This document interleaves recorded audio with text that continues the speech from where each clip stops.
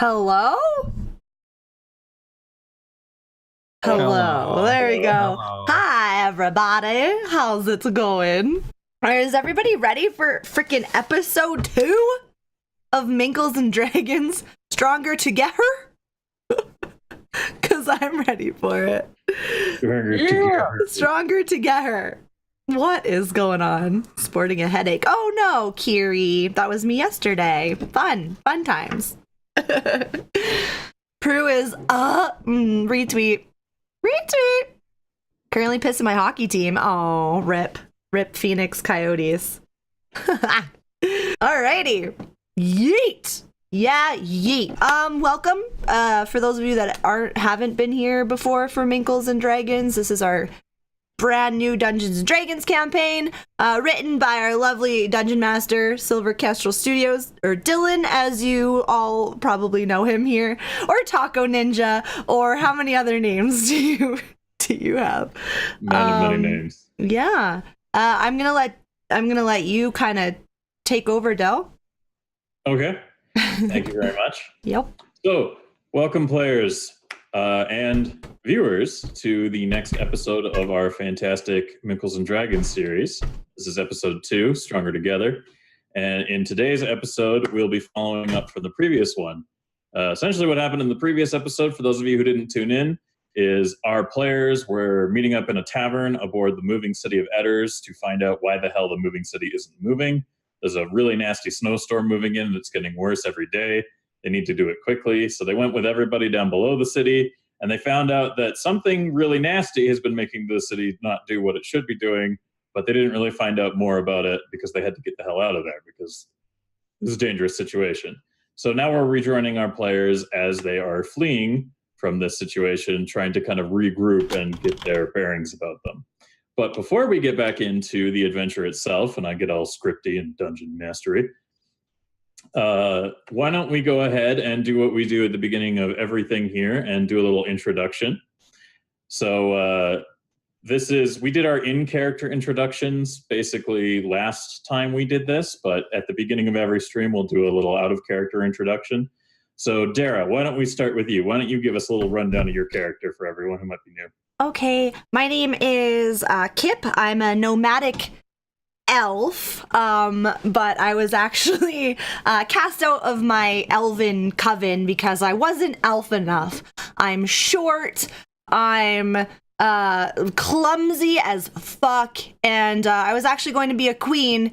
I was in line to be queen, and unfortunately they did not think I was queen enough, and they didn't think I was elven enough to even live with them, so I've been kicked out of my shit elven coven, and that's pretty much it, and I'm just kind of traveling the world and seeing what else the world has in store for me.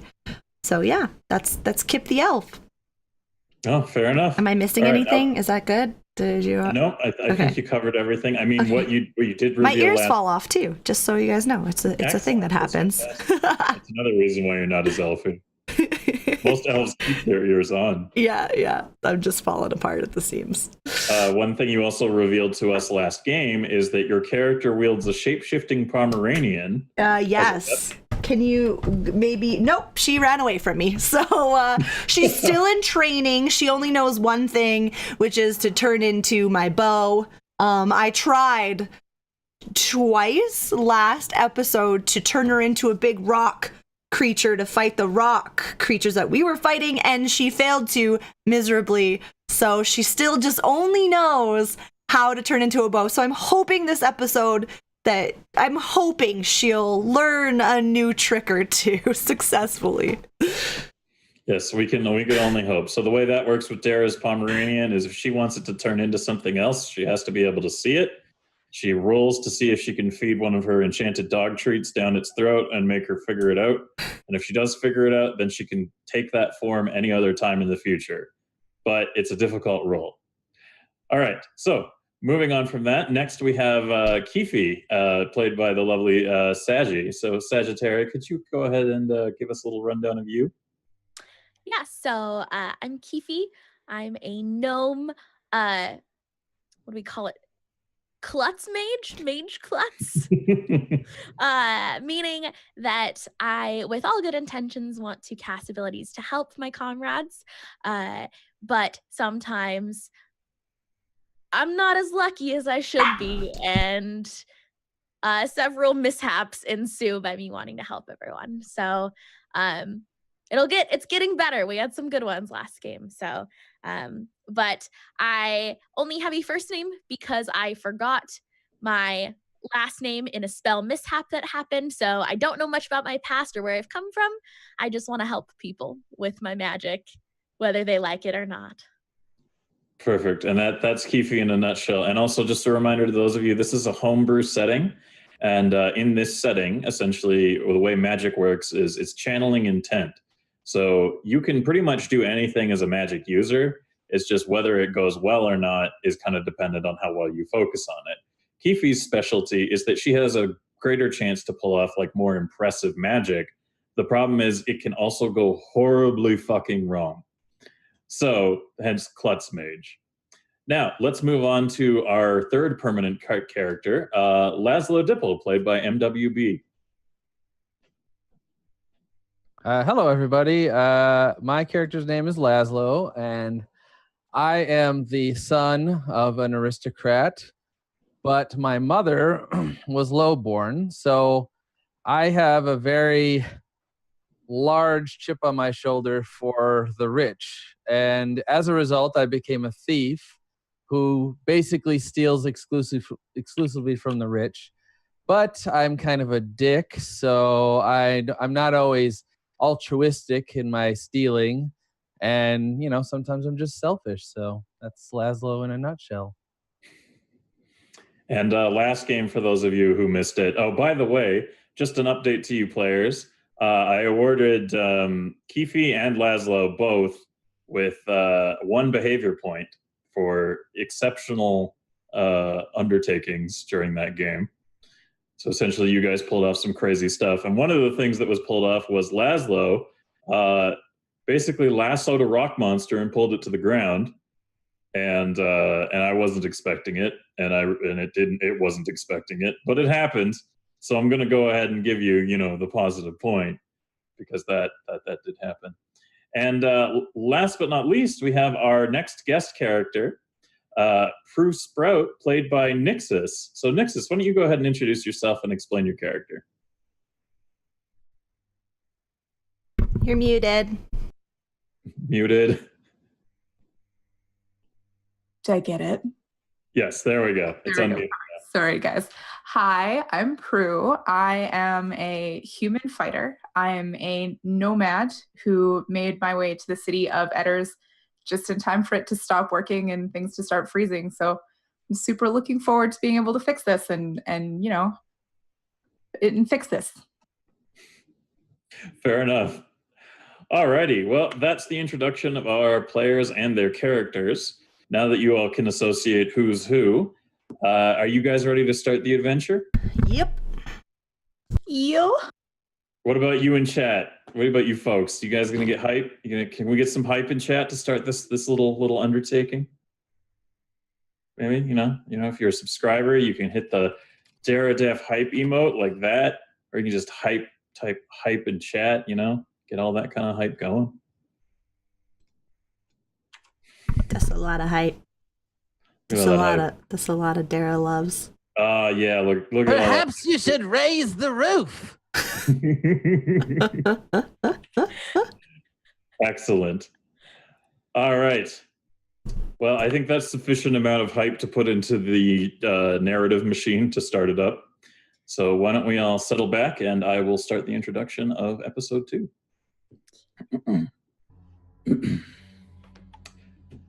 We rejoin our party deep within the underground network of tunnels and rooms that make up the underbelly of the mining city of Edders. Our heroes had just discovered a sinister and mysterious force behind the city's immobility, in the form of a legion of deformed rock creatures led by a mysterious and barely visible larger entity, deep within the bowels of the city.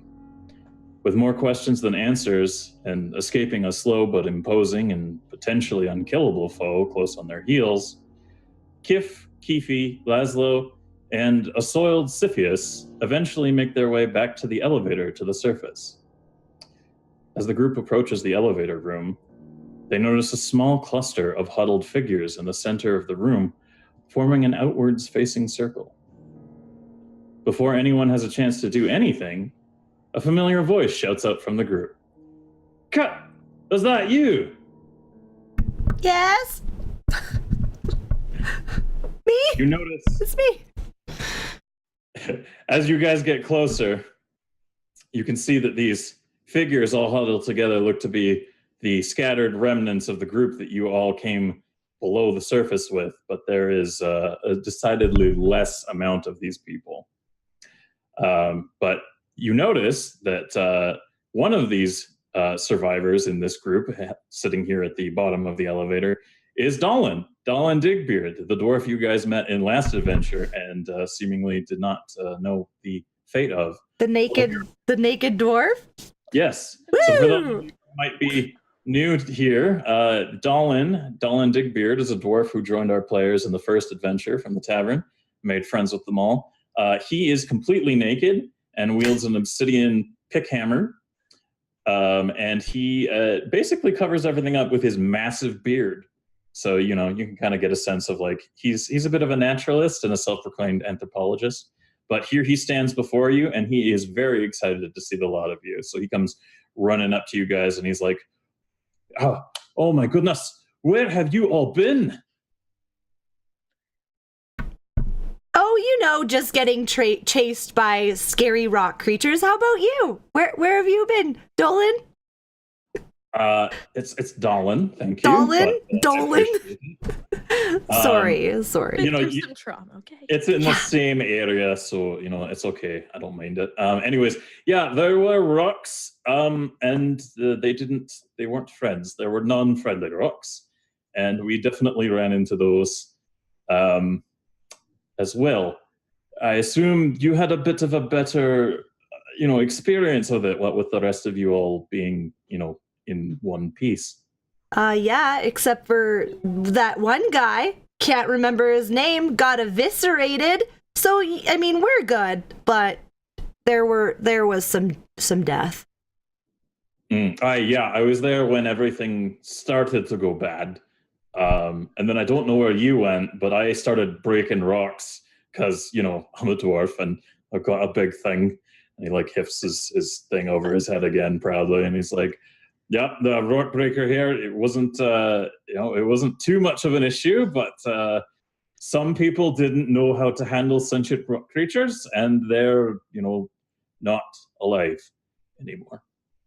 So, but yeah, anyways, I found a couple of us together, and, there's a smattering of people here, and as he starts explaining, we have another character come up from the rank of everybody sitting around and just kind of minding their own business. And she seems a lot less bothered by the whole situation, almost like she's kind of like, like bemused.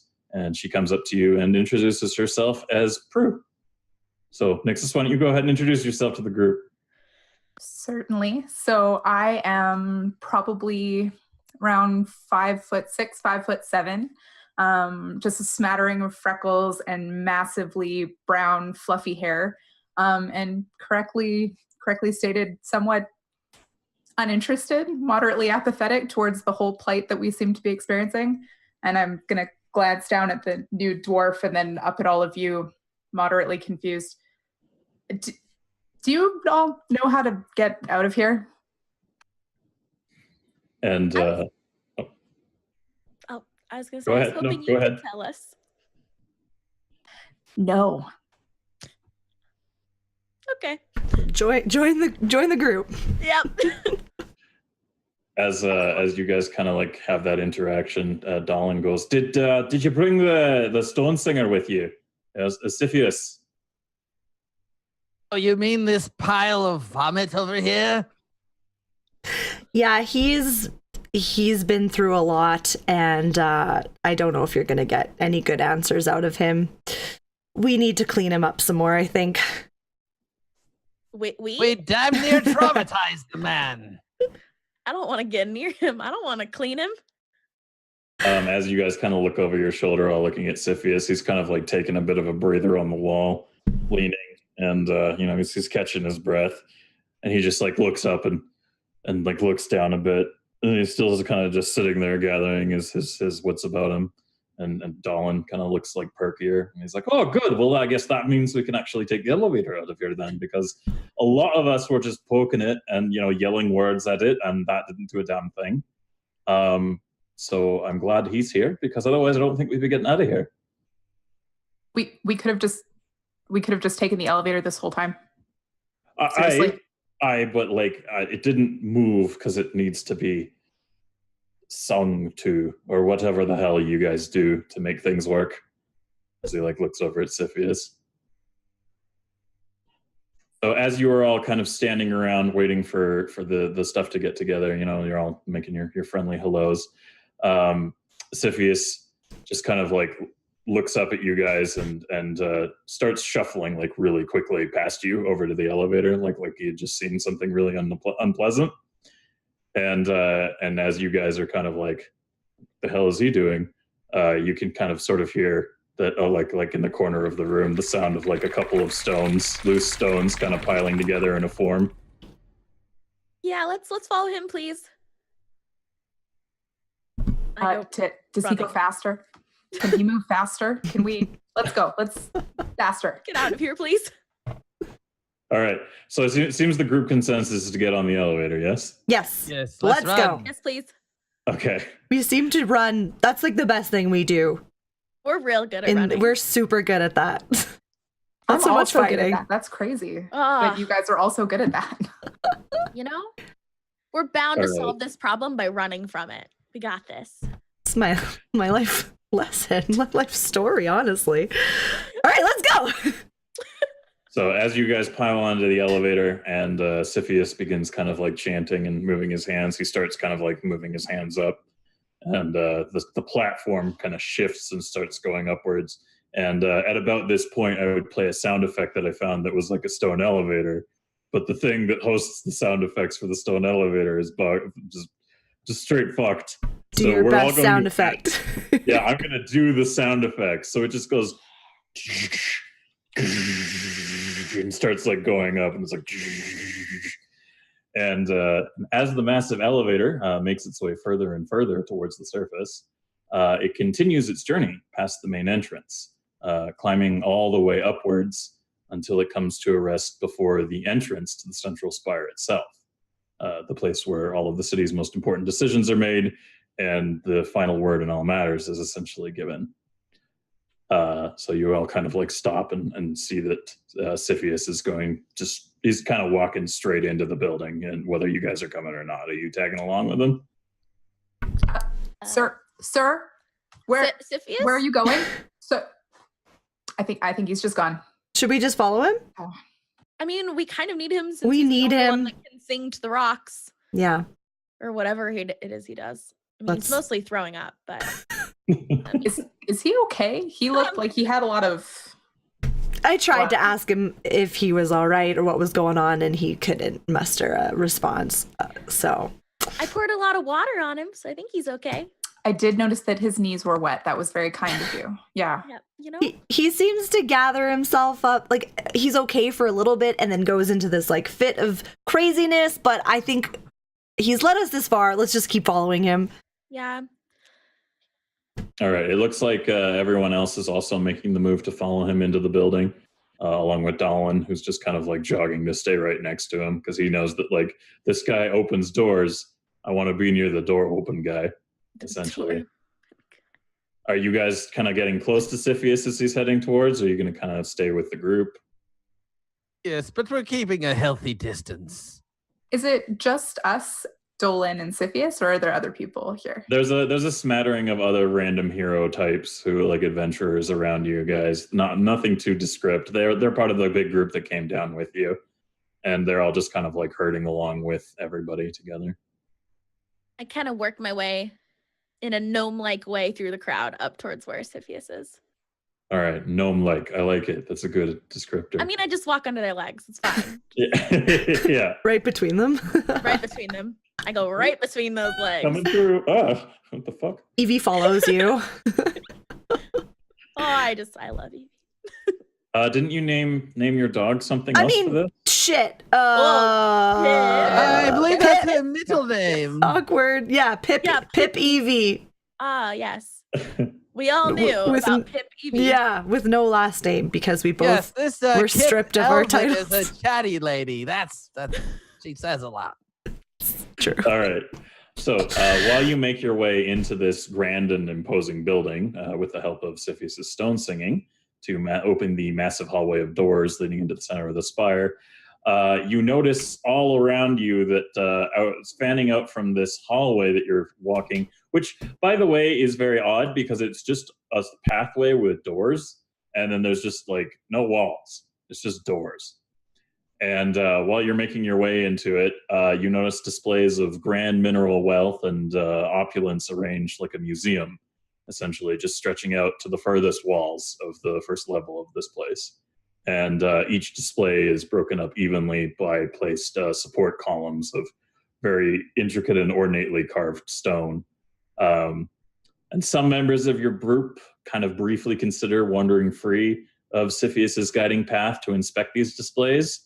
But Siphius turns and shouts to you over his shoulder, don't even think of leaving this path for those of you who might be considering it. The displays and the ground they sit upon in this hall, outside of this hallway, are trapped with ancient magics 100 times over. Even a giant would be vaporized before they could set a second foot off of the main hallway. And almost to emphasize his point, Siphius, as you guys are walking, he points to a charred skeleton in two pieces, severed cleanly in half from legs to torso, just kind of left just outside the pathway of the floor, and goes, that's been here since before I came to this city. We leave it there as a reminder of what happens when you stray from the path. Got it. Okay. No stray. Lean in. Good God, that's morbid. Do you guys want to like get off the path? Is that? Yeah. Are you guys like right now feeling like you really want to get off the path, right? I think we should Like, really badly. the path. I You mean, just remembering those rock creatures and okay, fine, let's do it. Sorry. You're saying you're going to step off this pathway that you're being led on? Well, no, I would never do anything like that. No, I think I have some rocks in my pocket from being down in there and living rocks. Those things seemed cool. So have one or two bits of rock in my pocket. I'm gonna throw one of those off the path. Okay, you're gonna test it. You're gonna just chuck that rock out there. Oh yes. Okay, cool. So you throw the rock out into the air, and before it actually hits the ground, it just kind of hovers there, and then it immediately crumples up into like a really small thing and bursts into flames, and then just is a pile of ash on the ground. So let's stay on the path. We're gonna stay on the path. yeah. I think. Yeah. Wasn't expecting that, but on the path path is good. Path Path is is good. good. We got it. All On right. the path. Laszlo, what about you? You staying on the path? I know wine, riches, and women, not burning rocks. Okay. That's it's good to know your lane, right? Know your Yeah. lane. Stay in that's your fair. lane. Stay in your lane. All right, so it looks like we have some unanimous decision making here. So as you continue on, making your way through the strange-looking hallway of doors with no walls, you come to an open circular platform. It appears to lead nowhere, and the other detail you can make out really of any like significance from this platform is that far above you in the ceiling appears to have a small recess in the stone, the exact size of the platform you are currently standing upon. Is this another elevator? Did you ask that to Siphius? I'm just wondering out loud. Like audibly? Like, are you talking? Is this self dialogue? Yeah, like I'm just talking to myself, looking down at the ground. This is you think this? I think this is an elevator. Well, you would be correct, because as you're all kind of standing around looking at like what's going on here, Siphius kind of walks over and makes a few weird gestures and mumbles to himself, and then starts kind of raising his hand. And as he does so, the platform begins to rise and you all kind of feel it just kind of like hovering into the air. And as you look up, it looks like you're getting closer and closer to what is essentially just a ceiling. And as you get very close to what would essentially be all of you getting your head squished against another stone ceiling, the stone kind of forms a crease you didn't see there before and parts so that the platform can move up to the next level. So the platform settles at the next level, and you can kind of see around all of you. There's this big open kind of like greeting area, and it looks like it's kind of been converted into like a nice restaurant almost. And as you kind of like come in, you can kind of hear the clink of like people eating and drinking and like the odd like harpy kind of music and stuff. And you look out amongst all these people sitting in here, and you can tell that like a lot of these people chilling in this room are very affluent, kind of wealthy folk. And you get the sense that the people who are in here were given the option to ride out the coming storm that's encroaching on Edders until the better weather kind of takes effect. So you kind of look around and see all these rich people kind of doing their business. Where was our invite to this place? Like they don't even know what's happening down there. They're just totally relaxed. Yeah, they seem quite comfortable. Excuse me, strange vomiting stone wizard. Siphius kind of looks over, shocked at you, and he's like, "Yes." How is it that you can make the stone move like that? And he kind of like he looks down at you and he goes, "Well, I'm a stone singer." So like you talk to the rocks? Is that the gist of it? How did you learn how to talk to rocks? He kind of like looks like he's talking to a child now, and he kind of looks over at you and he goes, "Well, stone singers, it's a group. It's a thing you call us. Even though we do multiple things, we basically have magic that moves and manipulates stone. With the stone singers, we repair and continue to make function all buildings and structures in this world. If you know stone singing, if you're magically inclined to know your way around it, you are given the task of essentially preserving and constructing all manner of things. And I am a senior stone singer. We have junior stone singers here who, do general maintenance and what have you. And then we have our senior stone singers, and then the, higher stone singers, and then we have a grand stone singer who kind of... I'm so sorry if I gave you the impression that I care about the hierarchy. I'm just curious about the magic, honestly. I'm assuming it's magic. And he kind of nods his head at that, and he goes, "That it is, yes. We have a magical affinity, and if you are blessed to have such a thing, you can be taught how to sing to the stones." Essentially, is what it boils down to. So through a mix of arcane movements and the right words and phrases and talking to rocks, essentially, you too can build things. So hypothetically, and I'm just wondering, are all the people up here also stone singers? What? He looks like offended, and he's like, "No, these are rich people. They came in here at the behest of the magistrate of Edders, and the interior of the central spire is meant to resist any magical influences and could withstand easily being submerged in water or lava, anything like that. So I assume what was offered here was the holy space within our central spire was offered as some kind of ad hoc shelter." Wait, so if magic doesn't work in here, how did you get us up here? I didn't say magic didn't work in here. Oh. Then how will that protect them? No. It doesn't. You people are stupid. Okay, outside. We're in a cylinder. Outside, I'm sorry I'm stressed. I've been throwing up all day. I've wet myself. Oh, This is a hard day for me, okay? And he starts kind of like tearing up. Oh, I Oh, thought that was no. just from the water I poured on you. Don't make the man vomit again. Calm down. What are you doing here? These are your people. You should be figuring out why they're all here. And he looks kind of, wait, who are you talking to? I was talking to MWB. Oh, yeah, Laszlo, go ahead. I was just wanting to be a little more heroic than them. I can understand that. I have like a really important question though. I just look around, seeking. Where's the wine? it's a good question. Can we get some? So Siphius kind of like narrows his eyes at all of you and goes, I am so... Ah! And then he just walks away to go look for the, essentially like somebody to talk to in the higher ups. Do you think he went to go get wine? I hope so, but I don't think so.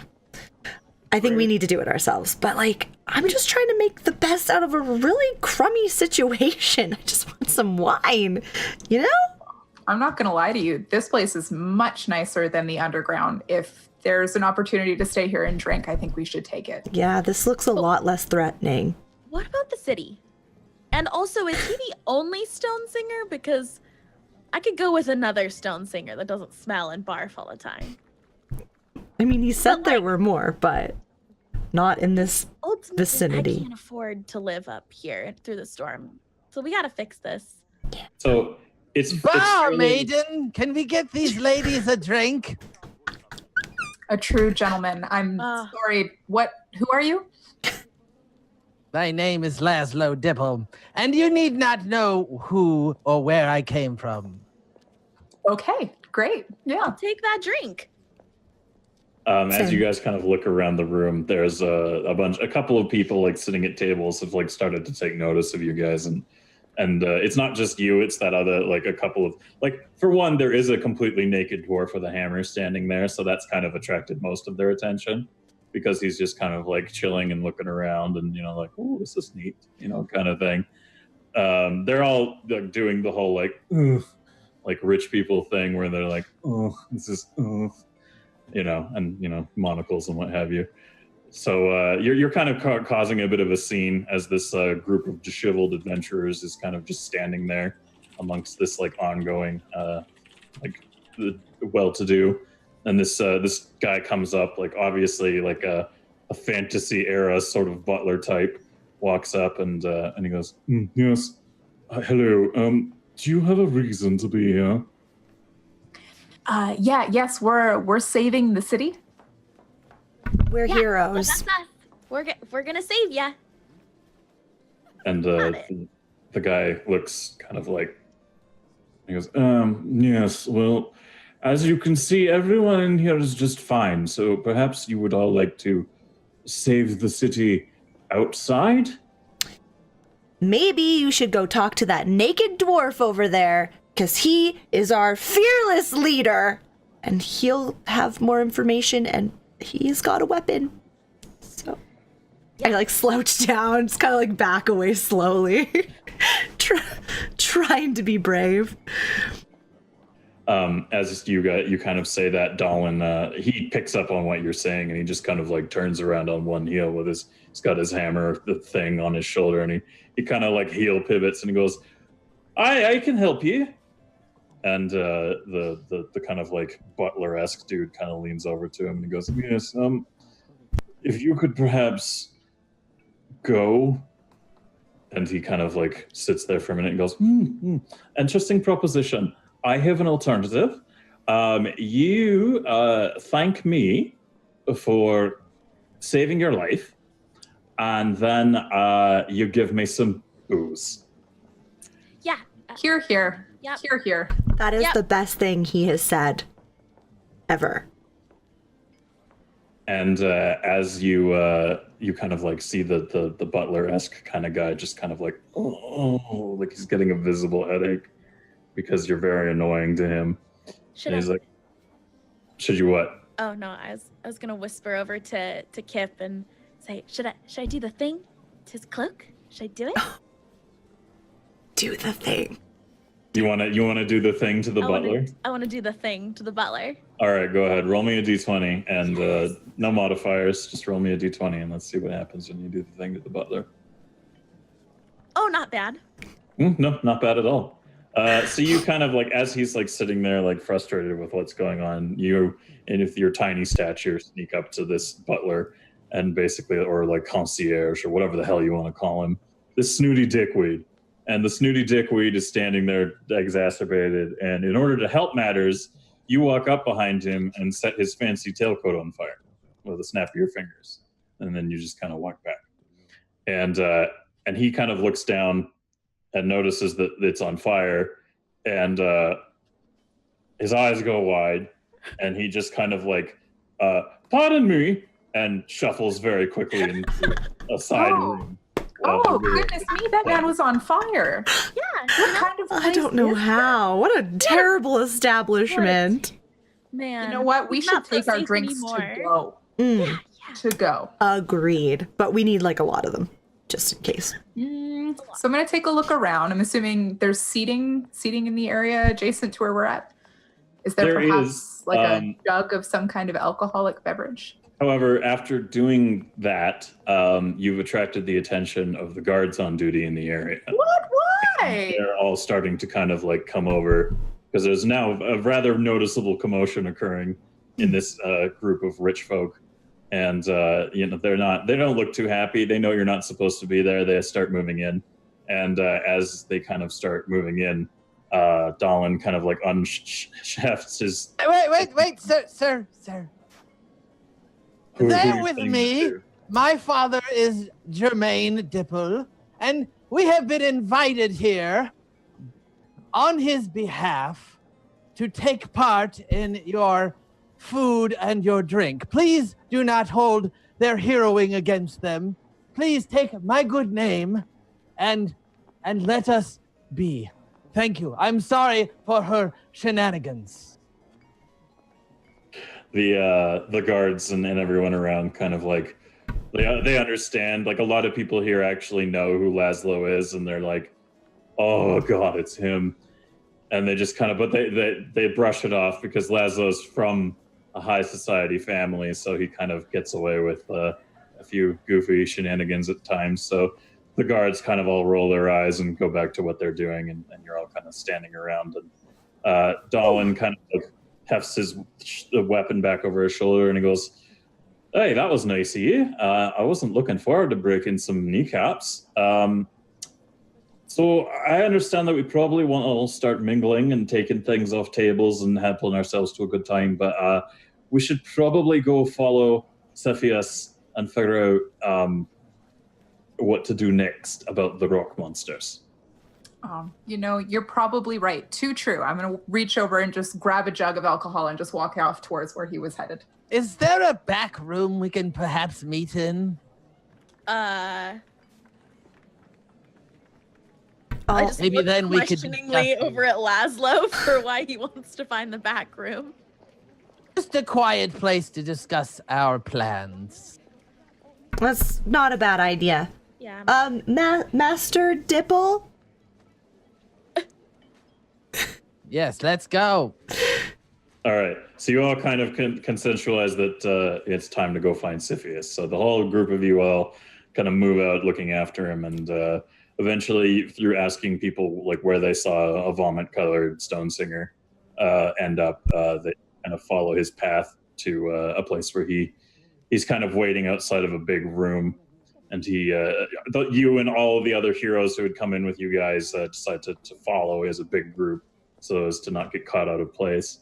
So this big group of maybe, I'm going to say like 15 people is now standing in this fairly narrow hallway outside of this like large gateway entry into like what looks to be like an important looking room. And Cepheus kind of looks over at you guys and he's like, he's kind of absent-mindedly trying to get the larger flecks of his own vomit off of his clothing to look a little bit more presentable. I go walk over to Cepheus and I start unscrewing my my thing of water, and I kind of just look up to him. And he looks down at you, and he's basically like, No. And that's Okay. the kind of reaction you get from Okay. him. I kind of back off a little bit. Okay. So he kind of gets his stuff together and then looks at you guys and is sort of like, yes. So what I'm doing now that I've gathered my senses is we need to talk to the one who is my boss, the High Singer, Delanom, and the magistrate, Frederick. Yes, I'm sorry. I'm so very not composed right now, but we need to tell them about what we found down there. So, I have a question. Go ahead. I know that probably surprises you, but I do. So, high singer, does that mean that he speaks in a higher octave than you, or what?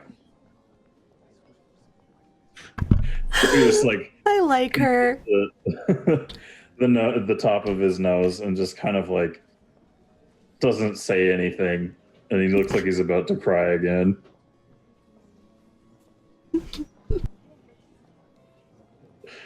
As you guys are kind of all sitting out here, like, you know, waiting for Siphius to eventually have another nervous breakdown, the doors to this big kind of like important room kind of like start sliding open, and you can see two very well dressed kind of like guards kind of pushing the doors open so that you guys can access it, and they kind of stand at attention on either side. So now you kind of have access to the room, and Siphius just kind of walks in immediately into the room. And what are you guys gonna do?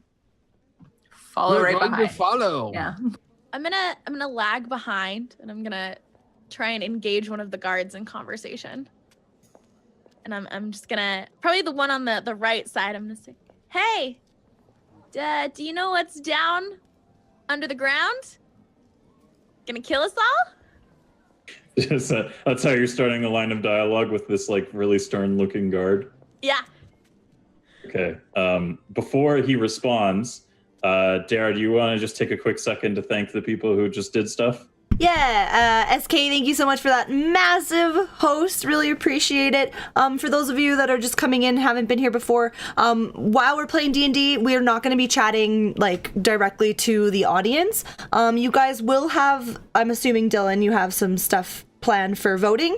We will have a overlay on top of the screen that Dylan will be like, okay, you guys vote for this. And it's just like a chance for you to, I don't know, spawn something that whatever, like that we don't know. So we won't be looking or voting. But yeah, there will be some audience participation in that sense. But yeah, just kick back and enjoy. This is episode 2. But on YouTube, I do have the VODs. Tonight's will be up in like tomorrow or something. So yeah, thank you again for that host. I really appreciate it. I want to get back into it. So. All right. So we resume with this stern-looking guard kind of looking down. He's like 6'5", and he's just like looking down at you. And he doesn't say anything. He just kind of looks at you.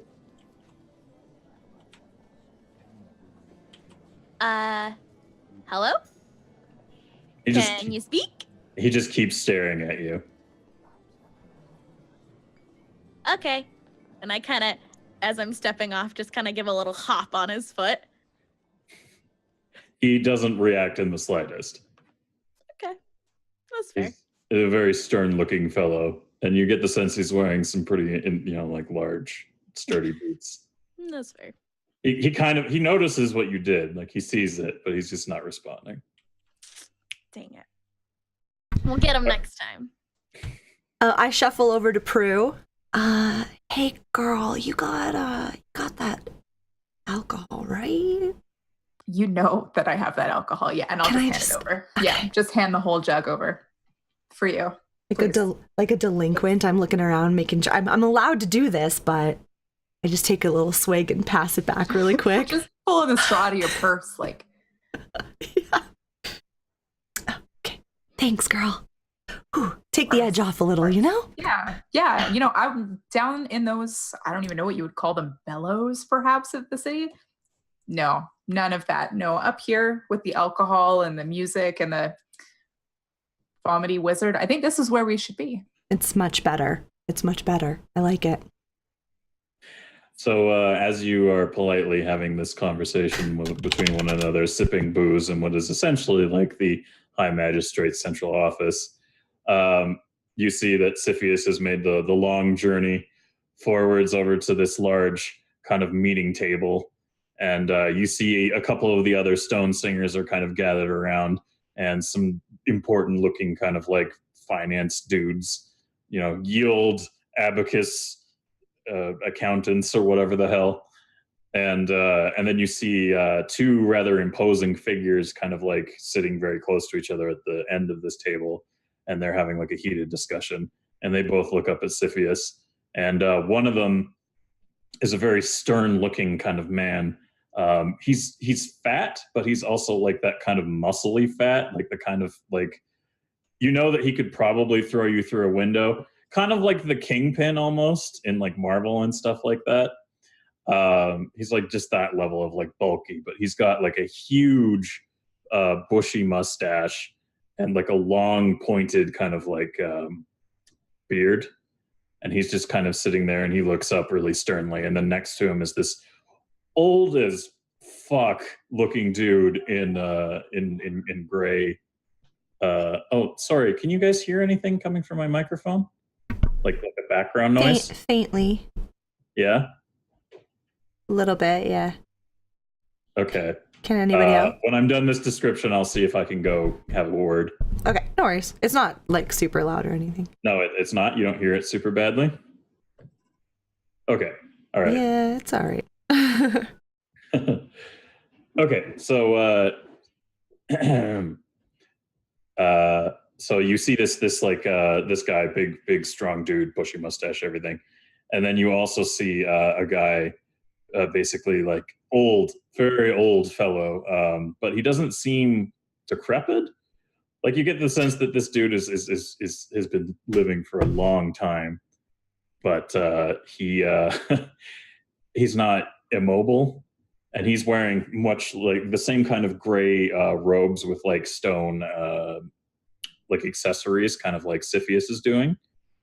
But like obviously looks a lot more important. You can get the sense that these two people are like some of the most important people in this city.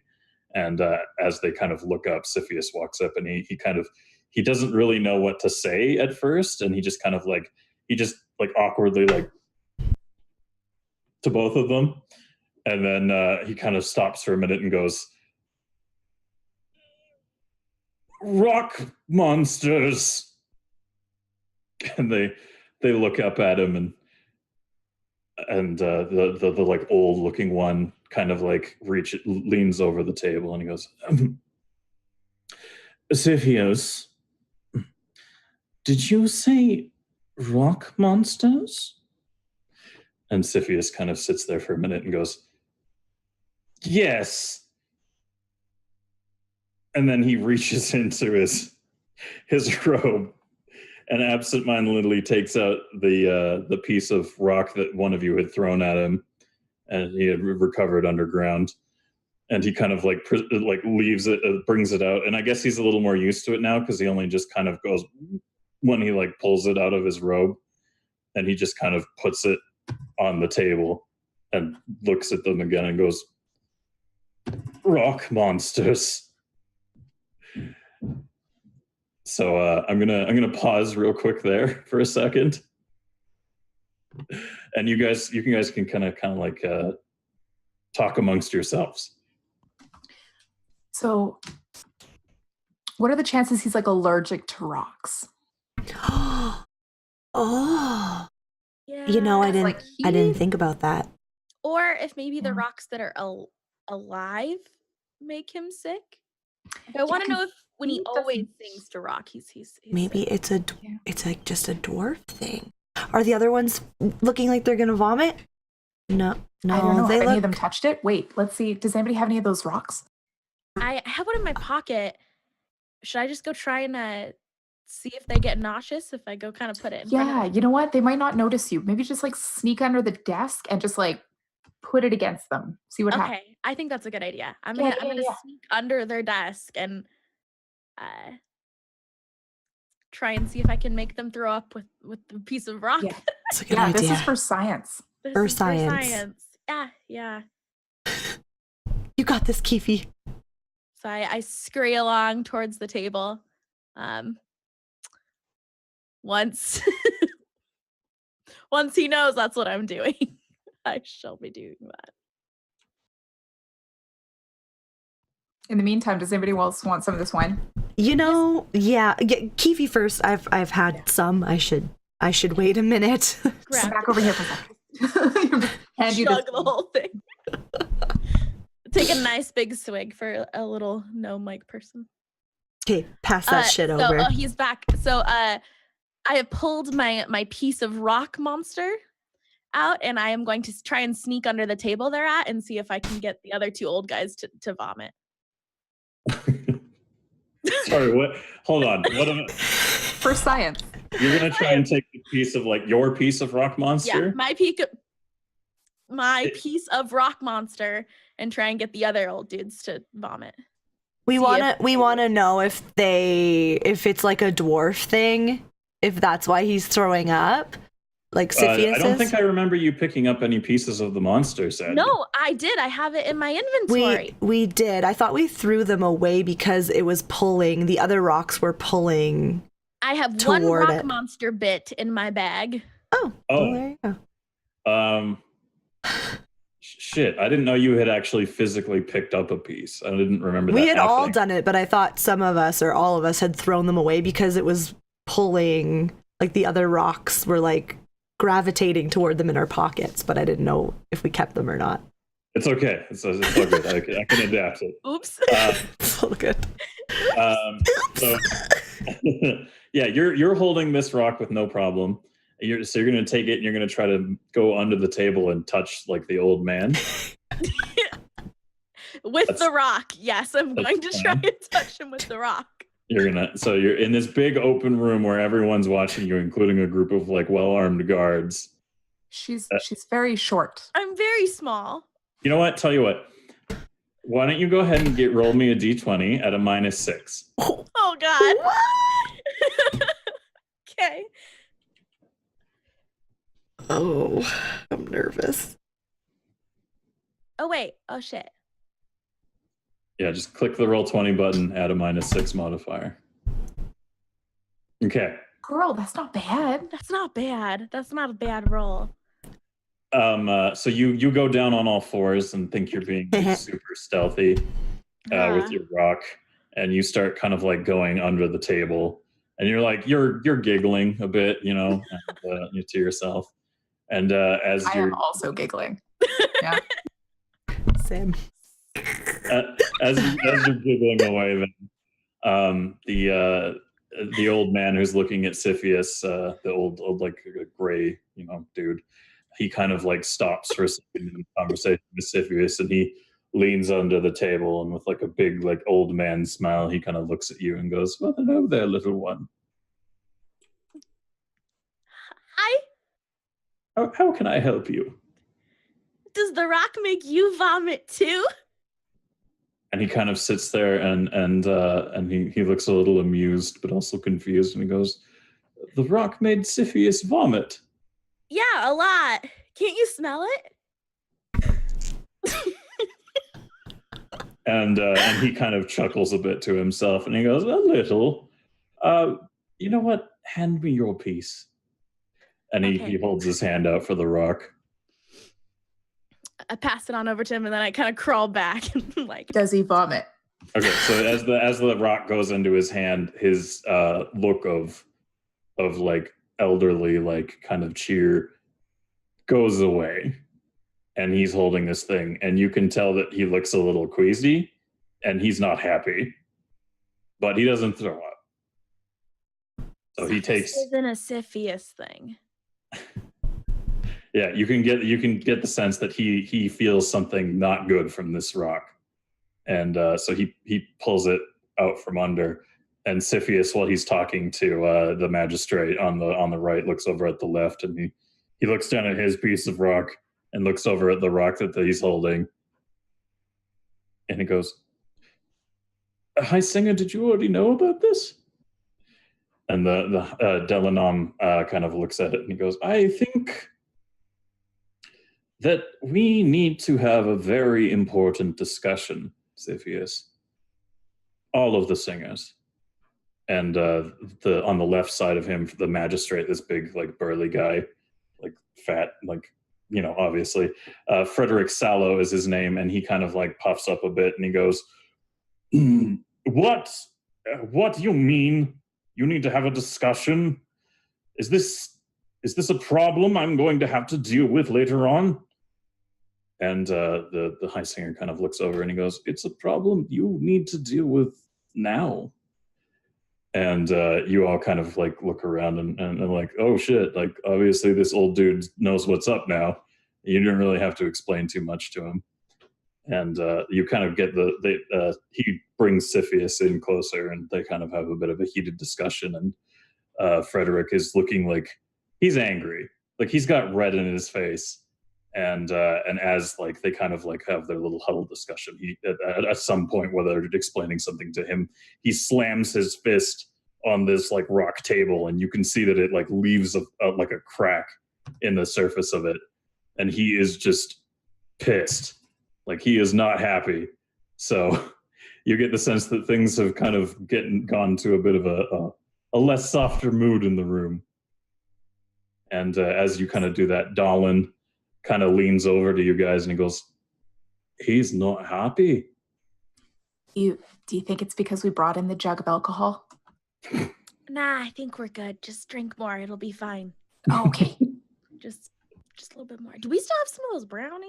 That might make those a little bit better. I mean, yeah, do you want one? Yeah. I think I'm gonna give you half of one this time. But they were so Don't good. you remember what happened know. last time? They I were- could barely stand. I should have told you guys. I should have medicated you properly. They're elven and they're really potent, and I've never given it to a non-elf before, What? and it was intense. She has fun brownies. Prue, I have special friendship elven brownies. I still have some left. I just need to give you guys much less. But do you want some? Okay. Once before I think I've had elven brownies. Mhm. Maybe I'll, yeah, you know what? Yeah. Okay, great. How many do? Okay, 1 sec here. Ow! Ooh! Just hit my elbow. Ooh! Okay. All right. There. For the littlest gnome, Kifi, you gotta have this tiny bit here, and Prue, you could have like a little bit bigger. You're pretty tall. You're a tall drink of water. There you go. Laszlo, you don't want any at all. No, I'd like to keep my wits about me. Okay, and I'm actually gonna have a lot less than last time too. I don't know how I did that, but okay, just half for me here. Oh, can I get some of that alcohol? Wash this down. Yeah, of course. Yeah. Oh, thanks, girl. Okay. Are you going to offer any of that to Dahlin? Oh yeah, Dahlin. Yeah. Dahlin, would you like some of this, or Ziphius? Would you guys want? Ziphius is over at the table. Just he's kidding. located. Just kidding. Dahlin, would you like? Yeah, he looks over and he goes, "Oh, baked goods and alcohol. That's a good way to unwind." Right. And he holds his hand out for whatever you're going to give him. Now we're partying. Here you go. All right. What do you give him? I gave him a full one Yes. because he's like bigger, right? He's one of the Yeah, bigger and he's a dwarves. So yeah, I give him a full brownie, and I just look around and I'm just like smiling to myself, very content. I'm not super drunk, just like buzzing right now. Feeling good about things. Haven't fought anything in a while. I'm feeling good. I kind of look around to make sure the guards aren't really noticing us kind of partaking in all of this. You notice that the guards are all looking at you, and they have been since you entered this room, but they're not doing anything because nobody told them to do anything. I kind of look over at one and I go, and start nomming down. He looks at you with the same blank expression that the others did. The other one that you interacted with did. Or was it the same guard? Did you give the same guard thumbs up? Well, was he on the outside? If he was on the inside of the door, it's the same guard. If he was on the outside of the door. He's on the inside of the door. Oh yeah, then the same dude. Okay, yeah. So you have the same guard that you're trying to get a rise out of the leg, and he just continues just staring at you. Damn. All right. I will down my brownie. I will just all in one. You guys gonna just eat your brownies? Oh yes. Yeah, I ate mine already. I'm good. All right. So you guys all consume your elven friendship brownies, and have some swigs of the alcohol that Prue kind of took, and you're kind of like enjoying yourselves there, sitting around waiting for everything, and then before you know it, Siphius has come and walked up to you, and he goes, we need to look at the pieces that we've taken from the rock monsters, all of the singers. Could you kindly give me any other pieces you might have of the rock creatures? Well, I don't know what you're talking about. I don't have any. I don't think I have any. And before you guys are like have the opportunity to hand him anything, Dalwin is like he turns around and he's got like all these crumbs on his beard. Oh, And- no, honey, no. And I'm just gonna I'll get all the crumbs out of his beard. Just a little. You got a little schmutz. You got. I'll get it. Oh, thank you. I got some pieces, and he reaches into his beard and pulls out like a small baby-sized piece of stone. And he just kind of like starts to hand it to Siphius. No, Where he's did- gonna barf. Where And did he- Siphius is like a little bothered by how large this piece is, and he goes to take it. Is there anything anyone wants to do here? Where did you have that? Do you have pockets in your beards? Nature's pocket. I see. Yes. Yep. But nobody's gonna stop Dalwin from handing Siphius the baby-sized piece of cursed stone.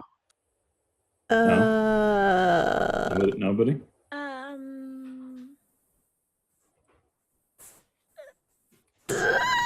Yeah, I will. I'm just gonna like give him a warning.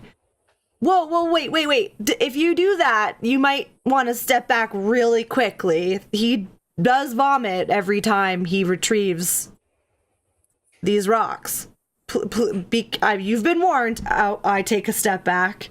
You wouldn't want to dirty that beard of yours. Dawn kind of like looks at you guys and goes, "Oh, thank you. I really didn't want anything else to happen to my beard today. I'm going to give this to a guy over there, a guard, and I'm going to put it on the table, and whoever you have come grab it is going to grab it and just take it. Okay, how's that?" And Siphius kind of nods his head and goes, "That would be for the best. I don't want to throw up again." Dodged a bullet there. Or vomit. Dodged a lot of vomit. That's a lot of vomit. Just so much vomit. He couldn't possibly have any more contents in his stomach. There's literally only one way to find out. Somebody touch him with the rock. Somebody do it. I'm in the splash zone, so I No. won't be doing that. All right, so he leaves the rock, or he Dawn puts the rock on the table, and Siphius continues to explain to you all as he does that. I'm going to go with the other singers, and we're going to take all these pieces of these monsters, and we're going to see what we can do to hurt them, because they didn't want to stay down, and I really don't know what to do at this point. So the high singer and the rest of the singers, we're going to go and do a little research. And in the meantime, if you could do whatever you can to help out around here, that would be absolutely fantastic. And he just turns around and leaves to go with the other solo singers. And Dalwin, meanwhile, comes back to you guys. We can totally help out. I feel like where we would be most useful would be back in that dining room with all that alcohol. Yeah, how much of that drink we got left? Actually, Prue, do you want to see a trick? Of course I want to see a trick, yeah. Okay. Let me just get my bag here. Okay, Prue, tell me what you want to show up. Like anything in the world, just tell me like, I want this right now.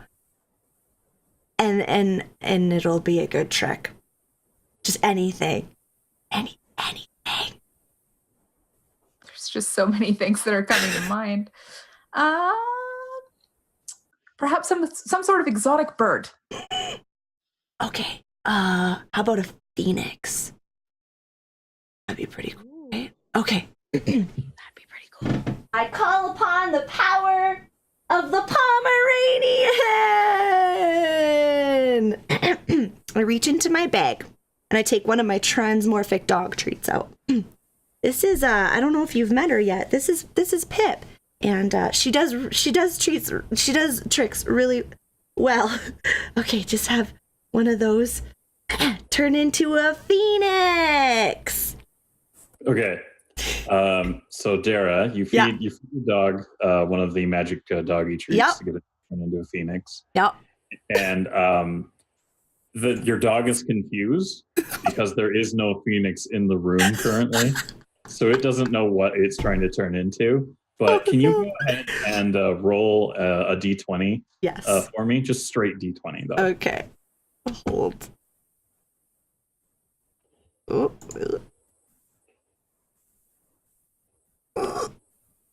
Okay, cool.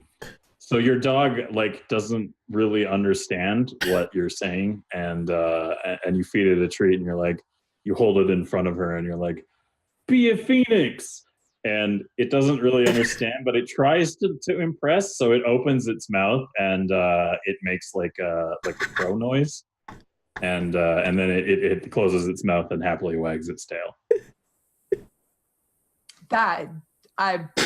I'm speechless. That was Yeah. really impressive. Thanks, guys. It wasn't exactly how it was supposed to go, but she's getting there. It's better than No, she's the last perfect. time. And I just kind of plop down on the ground and start petting Pip. All right, so as you guys are all like, "Oh yeah, Pomeranian, the shapeshifts," and you're like petting it, and they're excited about that. Dolan kind of walks up to you all, and he goes, "Well, I don't know about the rest of you, but I think we should go talk to the magistrate and see if we could take as many people out on the streets in here as possible. I know he's probably not going to go for it, but it's better than leaving him out there with the nasty rock people." I don't disagree. Yeah, that's fair. Let's Sounds good. save some people. Enough getting tasty wasty. What about you, Laszlo? I think maybe I could convince the magistrate. All right. So you all, Dara, you pick up your dog, and you all head over to the magistrate, and he's sitting there furiously discussing things with some of his cronies, and he kind of turns around, and his face is beet red. He is very angry, and he goes, "What is it you want?"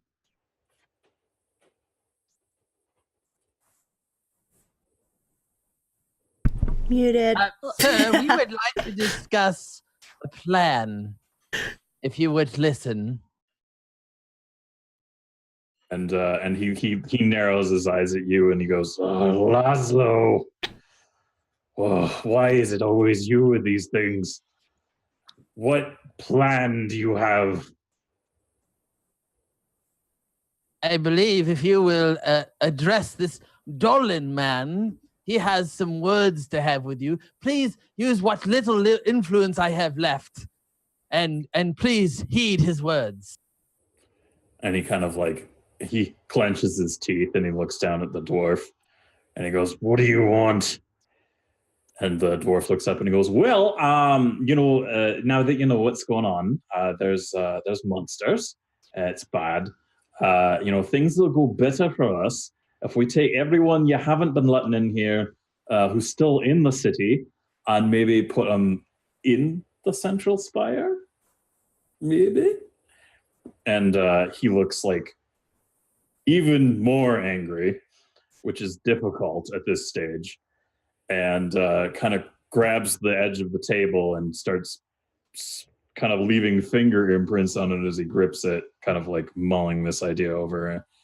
And he kind of looks up at the dwarf and he goes, why would I ever let commoners into the central spire? And Dolan kind of like looks at you guys to like kind of back him up. Oh, I'm so sorry that we gave the impression that it was an option. There's people dying outside. Yeah. You can spare just a little bit and help them. Yeah, you don't have to feed them, but I think it's probably for the best if you bring them inside. Yeah. Doesn't seem very swayed by this argument. Perhaps I can grease the wheels of this conversation. I and my family, we will give you a stipend of our gold if you will let these knuckle-dragging commoners inside, just for a brief moment, so that we may formulate a plan. The magistrate kind of like, he grits his teeth more and he goes, I know you, Laszlo, and I know that you won't be able to convince your father to give me a hand job, let alone any money. I'm sorry, I'm gonna turn to Laszlo for a minute.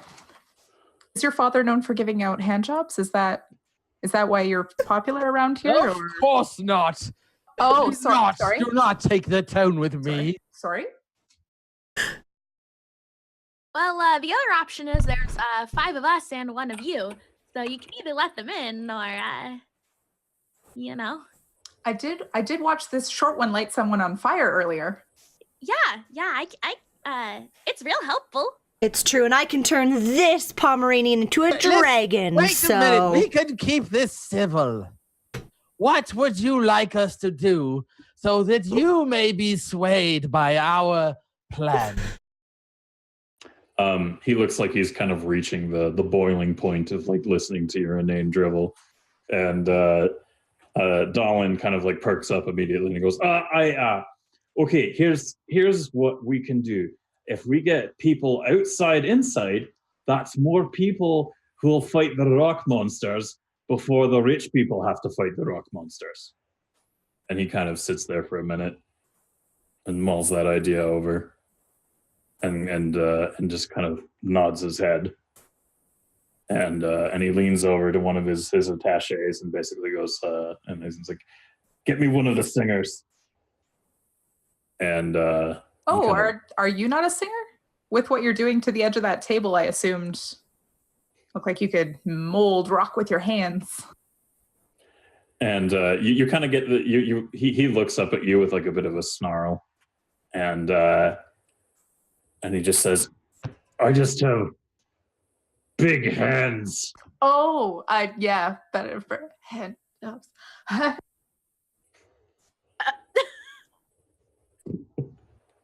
All right, so Dolan is kind of like nodding at everybody. You know, he's kind of gotten the approval of that, and the Magister sends for one of the stone singers, and you know, as you guys are waiting for that, we're gonna take a quick break so that everyone can go pee and you know, not poop themselves. Good, because I'm about to poop. Yeah, we're gonna do a quick bio kidding. break. I have lots of messages coming in for people being like, my butthole. My butthole, please. No, I'm good. Okay. Yeah, quick break, and we will continue in 5-ish.